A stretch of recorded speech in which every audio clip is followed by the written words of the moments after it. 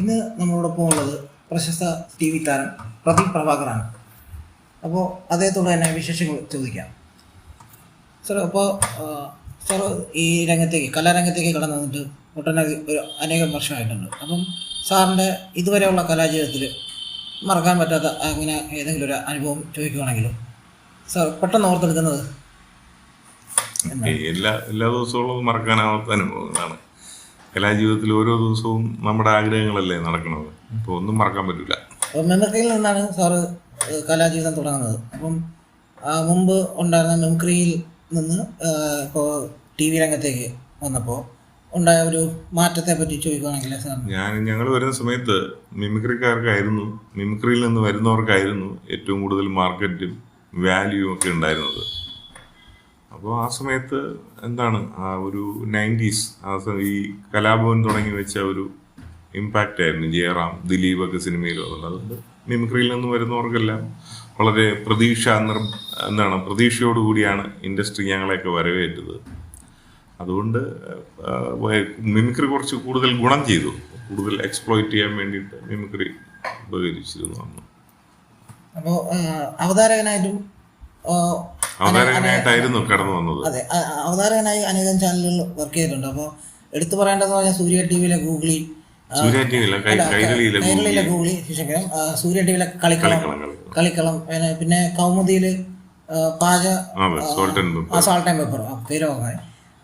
അങ്ങനെ അവതരണ രംഗത്തേക്കും കടക്കുകയുണ്ടായി. അപ്പം ഈ അവതാരകനായിട്ടായിരുന്നു കടന്നു വന്നത്. അതെ, അപ്പം അല്ലെ ഒരു കുറച്ചധികം നാള് അഭിനയത്തിൽ നിന്നിട്ട് അവതരണത്തിലേക്ക് തിരിച്ചു പോയപ്പോൾ ഉണ്ടായ അഭിനയത്തിൽ ചാൻസ് കുറഞ്ഞപ്പോഴേക്കും അവതരണത്തിലേക്ക് തിരിച്ചു പോയി. എനിക്കറിയാന്നുള്ള തൊഴിലല്ലേ നമുക്ക്. മീഡിയ എന്ന് പറയുന്നത് ടെലിവിഷൻ മീഡിയ. സിനിമ എന്ന് പറയുമ്പോൾ ക്യാമറയ്ക്ക് ഫ്രണ്ടിൽ ആക്ടിങ് മാത്രമേ സാധ്യമുള്ളൂ. ടെലിവിഷനിൽ അവതാരകർക്ക് പണിയുണ്ട്, ന്യൂസ് റീഡേഴ്സിന് പണിയുണ്ട്, പല മേഖലകളുണ്ട്.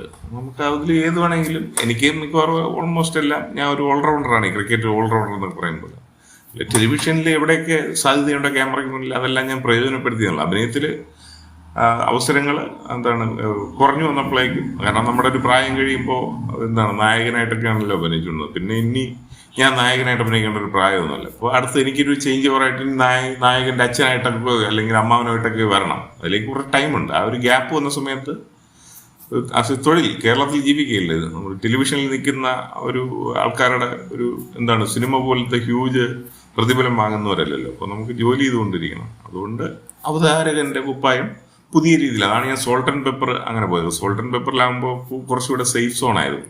കാരണം അവതാരകൻ ജസ്റ്റ് അതിൽ ഒന്ന് കണ്ടു നിന്ന് കാര്യങ്ങൾ പറഞ്ഞാൽ മതി. അങ്ങനെയൊക്കെ ബുദ്ധിപരമായിട്ടുള്ള നീക്കങ്ങൾ.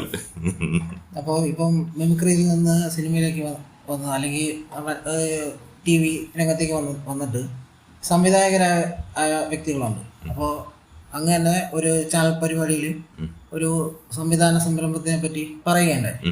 അപ്പം ആ നിലക്കുള്ള അതിപ്പോഴും നടന്നുകൊണ്ടിരിക്കുകയാണ്. പിന്നെ 2-3 കഥകൾ ഇങ്ങനെ ഡിസ്കസ് ചെയ്ത് എല്ലാം ഈ വലിയ എല്ലാവരും ഈ മിമിക്രിയിൽ നിന്ന് വന്നതുകൊണ്ട് കഥയും ഏതെങ്കിലും മിമിക്രി കഥയായിരിക്കുമെന്ന് പലരും തെറ്റിദ്ധരിച്ചു. അപ്പോൾ കേട്ടവർക്കൊന്നും അപ്പോൾ ആ ഒരു നമ്മുടെ വിചാരിക്കുന്ന ഒരു വലിയൊരു ബഡ്ജറ്റിലോട്ടും മൂവിയാണുള്ള ഒരു മൂവിയാണ്.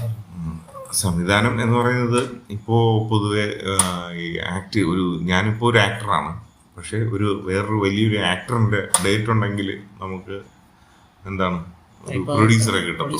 ഇപ്പൊ അങ്ങനെയായി പുതിയ സിനിമ അങ്ങനെയാണ്. പണ്ടും അങ്ങനെയായിരുന്നു, ഇപ്പോഴും അങ്ങനെ തന്നെ. അപ്പൊ ഇപ്പൊ താരങ്ങളുടെ പുറകിലാണ്. കാരണം താരങ്ങളെല്ലാം വലിയ ബിസിയാണ്. മാർക്കറ്റുള്ള താരങ്ങളെ കിട്ടാൻ ഒക്കെ വലിയ പാടാണ്.